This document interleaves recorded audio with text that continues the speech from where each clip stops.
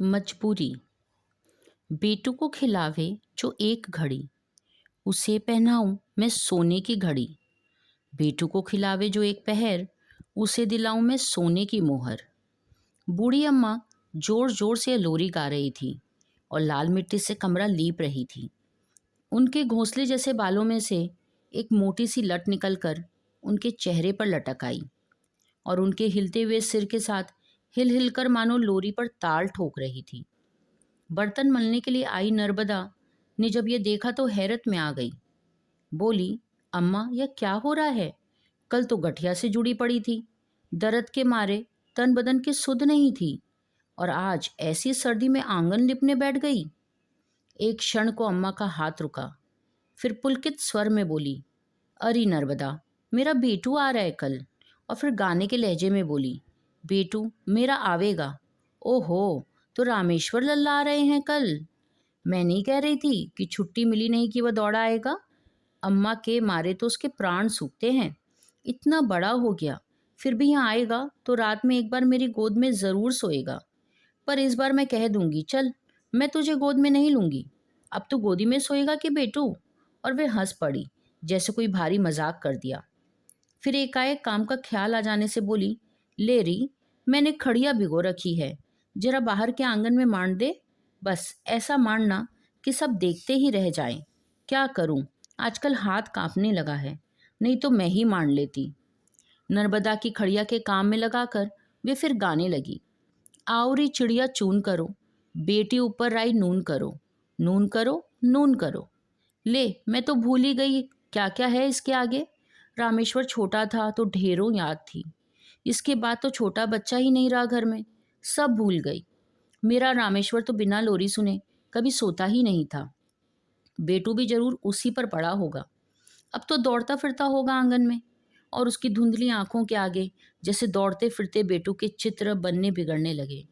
उसकी कल्पना में खोई खोई वे बोलती गई, पहले बहू लेकर आई थी, तब तो 2 महीने का था, बस पालने में पड़ा पड़ा हाथ पैर मारता था, पर मैं जाकर खड़ी हो जाती थी तो टुकुर टुकुर मुझे ही निहारा करता। सूरत भी एकदम रामेश्वर पर पड़ी है उसकी, अब तो खुद देख लेना, सारा घर नापता फिरेगा। और वे हंस पड़ी। इन सब कल्पनाओं से ही उनका शरीर रोमांचित हो गया। अम्मा का काम समाप्त हुआ तो मिट्टी में सनी दोनों हथेलियों को जमीन पर पूरे जोर से टिकाते हुए उन्होंने उठने का प्रयत्न किया, पर एक सर्द आह सी उनके मुंह से निकलकर रह गई। वे उठ नहीं पाई तो बड़े कातर स्वर में बोली, अरे नर्मदा, मुझे जरा उठा ही दे रे, घुटने तो जैसे जुड़ गए। जुड़ेंगे तो सही, ऐसी सर्दी में कब से मिट्टी में सनी बैठी हो। बेटे बहू आ रहे हैं तो ऐसी क्या नवाई हो गई, सभी के घर आते हैं। और नर्मदा ने अम्मा को सहारा देकर उठाया, उनके हाथ धुलाए, खटिया पर लिटा दिया। तू भी कैसी बात करती है नर्मदा, 3 बरस बाद मेरा बेटा आ रहा है और मैं आंगन भी ना लीपूं। 3 बरस बाद आ रहा है तभी तो यही कहूंगी कि उसमें मोह माया नहीं है। तुम क्यों ही मरी जाती हो उसके पीछे। देख नर्मदा, मेरे रामेश्वर के लिए कुछ मत कहना। मैं तो यह जानती हूँ कि 3-3 बरस मुझसे दूर रहकर उसके दिन कैसे बीतते हैं, पर क्या करे, नौकरी तो आखिर नौकरी है। मेरे पास आज लाखों का धन होता तो बेटों को यो नौकरी करने परदेश नहीं दुरा देती। और उनके कुछ क्षण पहले पुलकते चेहरे पर मायूसी छा गई, आंखें अनायास डबडबा आई। नर्मदा यहाँ बरसों से काम करती है, अम्मा के लिए उसके मन में अपार श्रद्धा है, पर बेटे के प्रसंग को लेकर जब जब उसका दिल दुखा दिया करती। कुछ और खरी खोटी सुनाने का उसका मन था, पर आज मानो वह अम्मा पर तरस खाकर चुप रह गई। जब तक वह काम करती रही, अम्मा शून्य में ताकती, जाने क्या सोचती रही। बोली एक शब्द भी नहीं। जब वह जाने लगी तो न चाह कर भी उन्हें कहना पड़ा, तू जाते समय ग्वाले को कहती जाना कि कल जरा जल्दी दूध दे जाए, और अब से दूध ज़्यादा लगेगा, बच्चे वाले घर में दूध पूरा रहना ही चाहिए। और जब तक वे लोग यहाँ रहें तब तू चौके बर्तन करके यहीं रहा करना। घर में 5 प्राणी रहते हैं तो काम तो निकल ही आता है, फिर बच्चे का साथ रहेगा। देने लेने की चिंता मत कर, मैं रामेश्वर को 1 कहूँगी तो 5 देगा। कुछ तो गठिया के दर्द ने, कुछ नर्मदा की बातों ने अम्मा का उत्साह तोड़ दिया। बहुत से काम उन्होंने सोच रखे थे, पर कुछ ना कर सकी। बस अपनी बात अपनी खाट पर पड़े पड़े भूली बिसरी लोरियां याद करके गुनगुनाती रहती। धीरे धीरे रात के अंधकार में उनके मन की मायूसी भी डूब गई। वे भोर होने से पहले उठ बैठी। घुटने का दर्द मन के उत्साह में खो गया। बेटे पोते से मिलने की उमंग मौसम के ठंडक भी जैसी जाती रही। 7 बजते बजते तो सब घर पहुंच जाएंगे। छोटा बच्चा है, दूध तो गर्म करके रख लूं, और फिर उन दोनों को भी तो चाय की आदत होगी। ऐसी सर्दी में चाय तैयार नहीं मिलेगी तो अम्मा को क्या कहेंगे भला। दूसरा चूल्हा भी जला लूं, नहाने को गर्म पानी भी तो चाहिएगा। उस कड़कती सर्दी में ठिठुरते ठिठुरते अम्मा ने बेटे बहू को गर्म करने के सारे आयोजन कर डाले। फिर सोचा, हाथ लगे तरकारी भी काट ही लूं, नहीं तो वह इधर आएंगे और उधर मैं चूल्हे में सिर देकर बैठी रहूंगी। 3 बरसों से मेरा बेटा आ रहा है, घड़ी 2 घड़ी उससे बात भी नहीं करूंगी। इनका क्या, ये तो अपनी राजी खुशी पूछ कर औषधालय चल जाएंगे। तरकारी भी कट गई, अब क्या करें। अम्मा अपने को इतना व्यस्त कर देना चाहती थी कि जिससे प्रतीक्षा के बोझिल क्षण महसूस ना हो, पर समय जैसे बीती नहीं रहा। तभी दूर से कहीं घोड़ों के घुंघरों की आवाज आई। तांगा अम्मा के घर के सामने रुका। अम्मा पागलों की तरह दरवाजे की ओर दौड़ी। रामेश्वर की गोद से उन्होंने झपट कर बच्चे को ऐसे छीना मानो किसी चोर उचक्के के हाथ से अपने बच्चे को छीन रही है। कसकर उसे सीने से चिपका लिया। चरण छूते हुए रामेश्वर की पीठ पर हाथ फेरते हुए दोनों हाथ के घेरे में उसे लपेट लिया। बच्चा एकाएक कितना प्यार, शारीरिक कष्ट पाकर रो उठा। माँ के पास जाने के लिए मचलने लगा। वे उसके आंसू पहुंचने लगी। उनकी अपनी आंखों में भी आंसुओं की धारा बहने लगी। पुचकारने पर भी जब बच्चा चुप नहीं हुआ तो बहू की ओर बढ़ाते हुए बोली, अभी मुझे पहचानता नहीं, एक बार मुझे पहचानने लगेगा तो छोड़ेगा नहीं। उपेक्षित सी एक और खड़ी बहू ने बच्चे को ले लिया। चाय पानी हो गया। रामेश्वर नहाने चला गया तो अम्मा ने बहू को अकेले पाकर कहा, खबर तो दी होती बहू कि तुम्हारे बच्चा होने वाला है। बहू ने झेपते हुए उत्तर दिया, यह भी कोई लिखने की बात है अम्मा। फिर जरा रुकते रुकते कहा, मानो कहने का साहस बटोर रही हो, अम्मा इस बार बेटू को आप ही रखेंगी। जैसे भी हो, मैं यहाँ हूँ तब तक आप उसे हिला लीजिए। मैं तो इसके मारे ही परेशान थी। दो दो को तो। अम्मा आंखें फाड़ फाड़ कर ऐसे देख रही थी मानो जो कुछ सुन रही है उस पर विश्वास करे या नहीं। फिर एकाएक बोल पड़ी, तुम कह क्या रही हो बहू? बेटू को मेरे पास छोड़ जाओगी? मेरे पास? सच? हे भगवान, तुम्हारी सारी साध पूरी हो। तुम बड़भागी हो। मेरे सूने घर में एक बच्चा रहेगा। मेरा तो जन्म ही सफल हो जाएगा। फिर वे एकाएक रो पड़ी। तुम क्या जानो बहू, अपने कलेजे के टुकड़े टुकड़े को निकालकर बम्बई भेज दिया। रामेश्वर के बिना यह घर तो मसान जैसा लगता है। ये ठहरे संत आदमी, दीन दुनिया से कोई मतलब नहीं।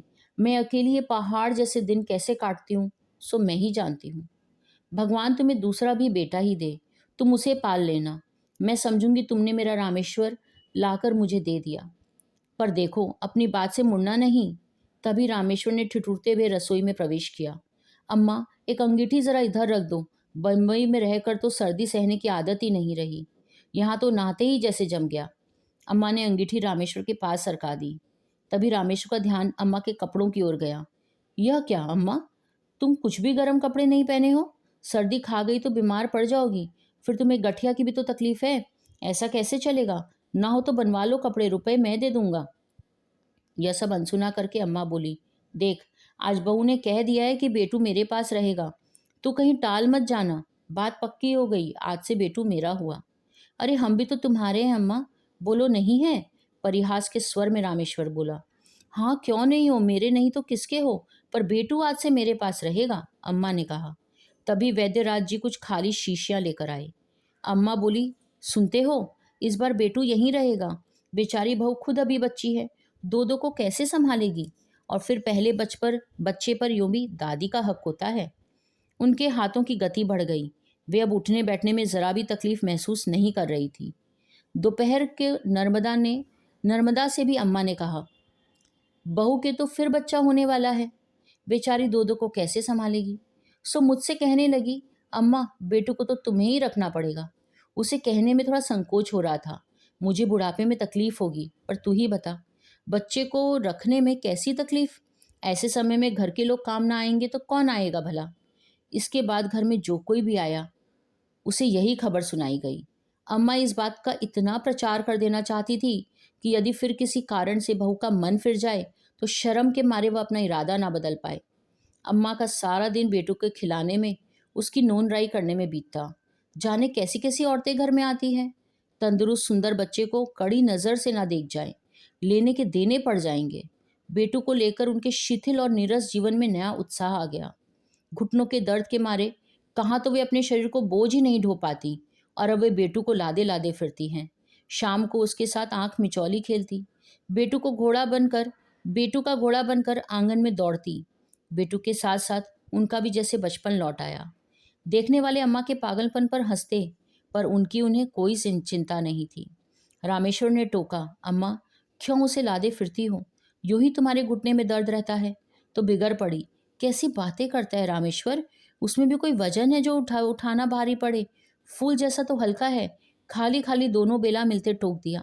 माँ बाप की नज़र ही सबसे ज़्यादा लगती है, तभी तो बेटू का एक दिन भी ठीक से नहीं रहता। निश्चित समय पर दूध पिलाना, शीशे में दूध भरना, बाद में उसकी सफाई करना, यह सब काम अम्मा के लिए बिल्कुल नए थे। उन्होंने तो रामेश्वर को अपने ढंग से पाला था। जब बच्चा रोया झट दूध पिला दिया। दूध के लिए भी समय देखना पड़ता है, यह बात उनके लिए एकदम नई थी। 2 साल तक तो उन्होंने रामेश्वर को अपना दूध पिलाया था, उसके बाद गिलास से पिलाती थी। यह शीशी का नखरा उस जमाने में था ही नहीं, और होगा भी तो शहरों में।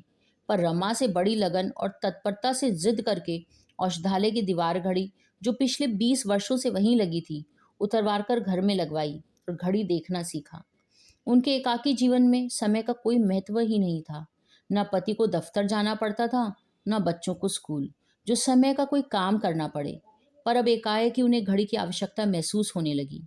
यूँ तो उनकी याददाश्त बड़ी कमज़ोर थी, पर दूध के समय उन्होंने जो याद किए थे उनको वह नहीं भूली।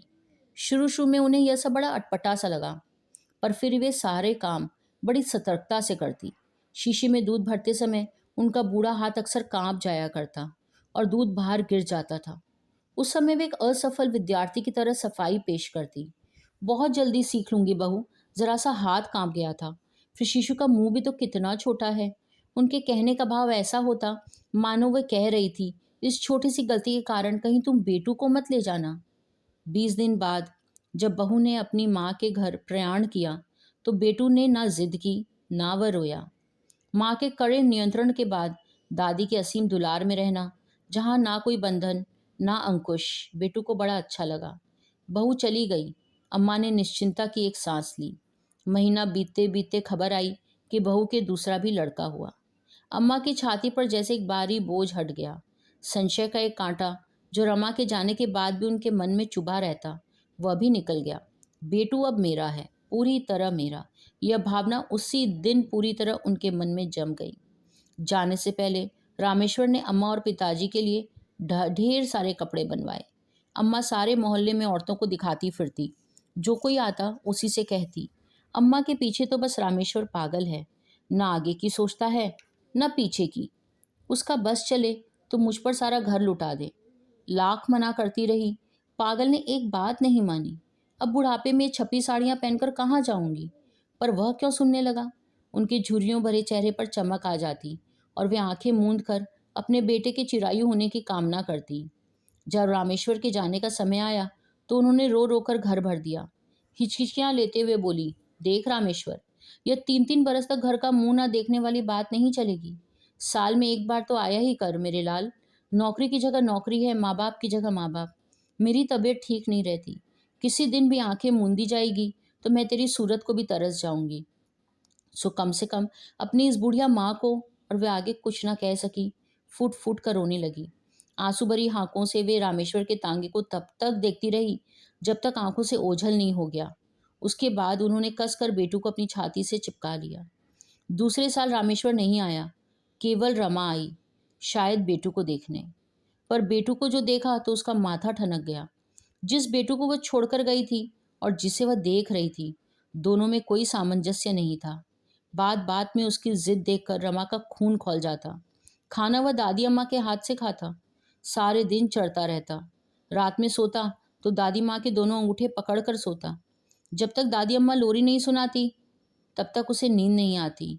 सारे दिन दादी अम्मा की धोती का पल्ला पकड़ पकड़ कर उनके पीछे पीछे घूमता। शाम को गली मोहल्ले के गंदे गंदे बच्चों के बीच खेलता।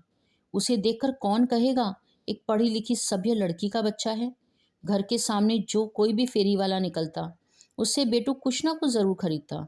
ना दिलवाने से जमीन आसमान एक कर देता। मचल मचल कर सारे आंगन में लौटता। आखिर रमा को जबान खोलनी ही पड़ी। अम्मा, आपने तो इसे बिगाड़ कर धूल कर रखा है, इस तरह कैसे चलेगा? दादी माँ ने हंसते हुए बड़े सहज भाव से कहा, अरे बचपन में कौन जिद नहीं करता बहू, रामेश्वर भी ऐसे ही करता था। यह तो सच हुबहू उसी पर पड़ा है। समय आने पर अपने आप छूट जाएगा। यही तो उम्र होती है जिद करने की। साल 2 साल और कर ले, फिर सब छूट जाएगा। और वे मुग्ध भाव से गोद में बैठे हुए बेटू के बालों में उंगलियां चलाने लगी। रमा खून का घूंट पीकर रह गई। रमा की इच्छा हुई बेटू को अपने साथ लेती जाए, पर 1 साल का पप्पू उसे इतना परेशान करता कि दोनों को एक साथ रखने का साहस नहीं हुआ। बम्बई जाते ही अम्मा के पास खरी खरी भाषा में पत्र पहुंचाने आरंभ कर दिए। जैसे ही वह 4 साल का हुआ, रमा ने लिख दिया, अम्मा, अब उसे वहाँ के नर्सरी स्कूल में भर्ती करवा दें, कम से कम कुछ तमीज़ तो सीखेगा। चिट्ठियाँ पढ़ती तो अम्मा को लगता बहू का दिमाग बौरा गया है। भला 4 साल का दूध पीता बच्चा कहीं स्कूल जा सकता है? रमा के पत्र आते रहे। अम्मा का ढंग वैसे ही चलता रहा। 2 साल बाद फिर रमा और रामेश्वर अपने 3 साल के पप्पू को लेकर आए। पप्पू ने अंग्रेजी की छोटी छोटी कविताएं याद कर रखी थी। बड़े अदब के साथ बोलता। अभी 2 महीने पहले ही रमा ने उसे वहाँ के अंग्रेजी स्कूल में भर्ती करवाया था, पर बेटू ऐसा ही था जैसा रमा छोड़ कर गई थी।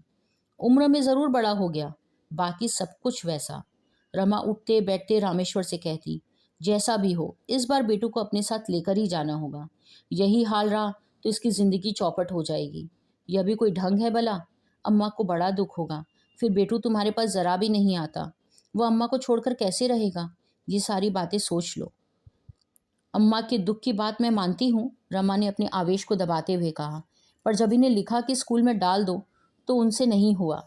जैसे बताती हूँ वैसे तो रखती नहीं। अब इनके 2 दिन के सुख के लिए बच्चे का सारा भविष्य बिगाड़ कर रख दूँ। उसका गला भर आया। रामेश्वर बेचारा धर्म संकट में था।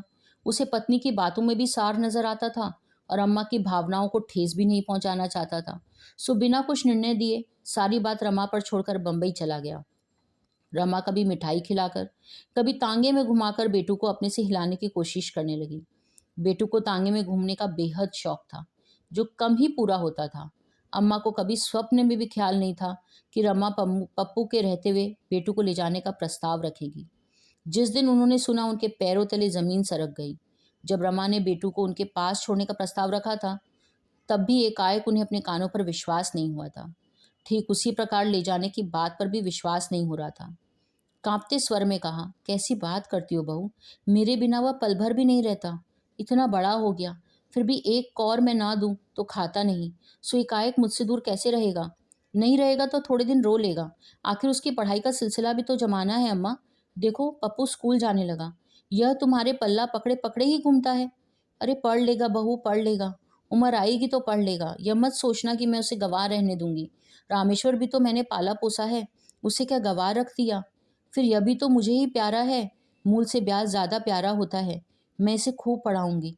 तू चिंता मत कर बहू, इसे ले जाने की बात मत कर। और वे फपक फकक कर रो पड़ी। रमा की आंखों में भी आंसू आ गए। फिर भी उसने अपने पर काबू पाते हुए और स्वर को भरकस कोमल बनाकर कहा, मैं आपका दिल नहीं दुखाना चाहती अम्मा, पर आपकी ज़रूरत से ज़्यादा प्यार ने इसे बिगाड़ कर धूल कर दिया है। एक भी आदत इसमें अच्छी नहीं है। यदि आप सचमुच इसे प्यार करती हैं और इसका भला चाहती है तो मेरे साथ भेज दीजिए, और इसके साथ दुश्मनी निभानी है तो इसे रखिए अपने पास। कहने के साथ रमा को लगा जैसे बहुत कड़ी बात कह गई। मैं मैं अपने बेटू के साथ दुश्मनी निभाऊंगी? मैं उसकी दुश्मन हूँ? तू मेरे प्यार की परीक्षा लेना चाहती है बहू, पर ऐसी कठिन परीक्षा तो मत ले। इससे तो तू मेरे प्राण ही ले ले। फूट फूट कर रोने लगी। कुछ देर बाद एकाएक स्वर संयत करती हुई बोली, ले जा बहू ले जा। मेरे बेटू फले फूले, पढ़ लिख कर लायक बने। इससे बढ़कर खुशी की बात मेरे लिए क्या होगी? मेरा क्या है? अपनी 4 दिन की हंसी खुशी के लिए तेरे बच्चे की ज़िंदगी नहीं बिगाड़ूंगी। मैं अनपढ़ गंवार औरत इससे लायक कहाँ से बनाऊंगी? तू इसे ले जा। 4 दिन की मेरी ज़िंदगी में हंसी खुशी आ गई, इसी में तेरा बड़ा जश्न मानूंगी। और अम्मा कुछ कहे उसके पहले ही उन्होंने रसोई घर से आकर भीतर से किवाड़ बंद कर लिए। रमा को खुद इस बात का बड़ा दुख हो रहा था, पर बच्चे की बात सोचकर वह निर्णय बदलने में अपने को असमर्थ पा रही थी। यही सोच सोचकर वह अपने मन को तसल्ली दे रही थी कि समय का मरहम अम्मा के घाव को अपने आप भर देगा। 2 दिन बाद औषधालय के एकमात्र नौकर और दोनों बच्चों को लेकर अम्मा अपनी माँ के यहाँ चल पड़ी। बेटू को बताया ही नहीं गया कि रमा उसे अपने साथ ले जा रही है।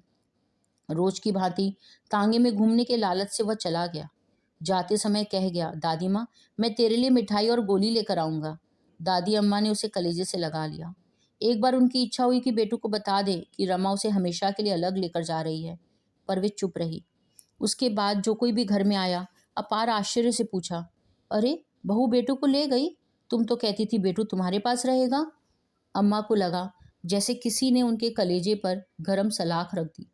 तिलमिलाकर जवाब देती, कहती तो थी पर अब नहीं रखा जाता। गठिया के मारे मेरा तो उठना बैठना हराम हो गया। सो मैंने ही कह दिया, बहू अब पप्पू बड़ा हो गया, सो बेटू को ले जाओ। अरे अम्मा, एक पल तो तुम उसे छोड़ती नहीं थी, अब रह लोगी उसके बिना? नहीं रह सकती तो भेजती क्यों? अब कोई बच्चे पालने की उम्र है मेरी? जिसकी थाती उसी को सौंपी। बुढ़ापा है, भजन पूजन कर लूं। उसके मारे तो सब कुछ छूट गया। बड़े ही संदिग्ध भाव से अम्मा की इस दलील को औरतें स्वीकार कर पाती। आज अम्मा के पास कोई काम नहीं था, सो खाली आंगन में दर्दीले स्वर में एक लोरी गुनगुना रही थी। शाम को गुब्बारे वाला आया, बुढ़िया के बाल वाला आया, मिठाई के खिलौने बेचने वाला आया। बूझे स्वर में अम्मा ने सबको यही जवाब दिया, जाओ भाई जाओ, आज तुम्हारा ग्राहक नहीं। उसे मैंने उसकी अम्मा के साथ भेज दिया, अब यहाँ मत आया करो, कभी मत आना, कोई तुम्हारी चीज़ नहीं खरीदेगा। और उनका मन सुबह उठा। उनकी आंखों के आंसू जैसे सूख गए। तीसरे दिन औषधालय का नौकर आया तो सबसे पहले खबर दी कि दादी अम्मा को याद करते करते बेटू को बुखार आ गया। वह उसे भरे बुखार में छोड़कर आया है। वह रमा के हाथ से ना कुछ खाता है ना दवाई पीता है। अम्मा ने सुना तो ऊपर की सांस ऊपर, नीचे की सांस नीचे रह गई। वे पागलों की भांति दौड़ती हुई औषधालय में गई। अरे सुनते हो, बेटू रो रो कर बीमार हो गया।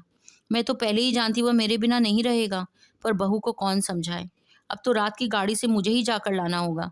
वह रो रो कर जान दे देगा। हे भगवान, मेरी मति पर पत्थर पड़ गए जो बहू की बात मान गई। अम्मा रोती थी और कपड़े ठीक करती जाती। नर्मदा आई तो आश्चर्य से बोली, कहाँ की तैयारी हो रही है अम्मा? अरे शिब्बू बहू को छोड़ कर आया लौटा तो बताया कि बेटू ने तो रो रो कर बुखार चढ़ा लिया। मैं तो भेजकर अपनी तरफ से निश्चिंत हो गई, पर वह रह सकता है क्या? उसके तो प्राण मुझ में ऐसे पड़े हैं कि क्या बताऊं। कोई अगले जन्म का संस्कार ही समझ, अब तो जाकर लाना पड़ेगा, नहीं तो छोरा रो रो कर प्राण दे देगा। तीसरे दिन बेटू को वो लेकर लौट आई। जिसने देखा उसी ने कहा, अरे 4 दिन में ही बच्चा सूख गया। सूखेगा नहीं, कुछ तो खाया नहीं और एक पल को आंसू नहीं टूटा। मैं तो सोचती थी कि बहू के हवाले करके सुख से पूजा पाठ करूंगी, पर अब यह रहता भी तो नहीं। 1 साल उन्होंने इसी प्रकार निकाल दिया। रमा बम्बई से आई, फिर बेटू का वही रवैया देखा तो सोचा कि वह सीधे बम्बई ले जाती तो सारा कांड ही नहीं होता। अम्बा बम्बई तक नहीं आ सकती थी, सो एक बार फिर दादी माँ को रुलाकर उसके मना करने पर भी वह बेटू को मुंबई ले गई। जाने की किस आशा से अम्मा ने सारी जमा पूंजी खर्च करके शिबू को साथ कर दिया। रमा मना करती रही, अब दोनों बच्चे बड़े हैं, संभाल लेगी, पर अम्मा ने शिबू को साथ भेज ही दिया। दूसरे दिन जो कोई भी आता, अम्मा उसी के सामने मनौती मानती कि किसी तरह बेटू रमा से हिल जाए तो वह ₹1.25 का प्रसाद चढ़ाएंगी। उस स्वर में वह दिन रात रट लगाई रहती कि बेटू मुझे किसी तरह भूल जाए। पर 7 दिनों के बाद जब शिब्बू लौट कर आया तो वह ऐसी दौड़ पड़ी मानो बेटू को लेकर आया। झपट कर बोली, मेरा बेटू कहाँ है? मेरा बेटू ठीक है शिब्बू, तुझे मैंने किस लिए भेजा था? उनका स्वर बुरी तरह कांप रहा था।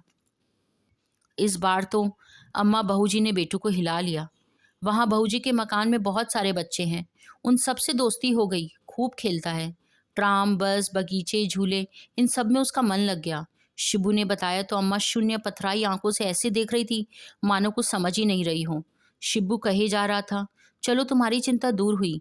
मैं तो अम्मा 2 दिन इसी मारे ज़्यादा रुक गया कि कहीं रोया तो ले आऊँगा, पर इस बार बहूजी ने उसे समझा दिया और वह समझ गया। अब वहाँ जम जाएगा, अब तुम प्रसाद चढ़ाओ अम्मा और मज़े से भजन पूजन करो। एकाएक जैसे अम्मा की चेतना लौट आई। क्या कहा? बेटू मुझे भूल गया? सच, मेरी बड़ी चिंता दूर हुई। इस बार भगवान ने मेरी सुन ली। जरूर प्रसाद चढ़ाऊंगी, मेरे बच्चे की जी का क्लेश मिटा। मैं प्रसाद नहीं चढ़ाऊंगी भला? और फिर गीली आंखों कांपते हाथों से उन्होंने जेब से ₹1.25 निकालकर शिबू को देते हुए कहा, ले पेड़े लेते आ, अब प्रसाद चढ़ाकर बांट ही दूं। कौन? नर्मदा? सुना, नर्मदा बेटू मुझे भूल गया, बस भूल ही गया। और उन्होंने भर भर आती आंखें आंचल से पहुंची और हंस पड़ी।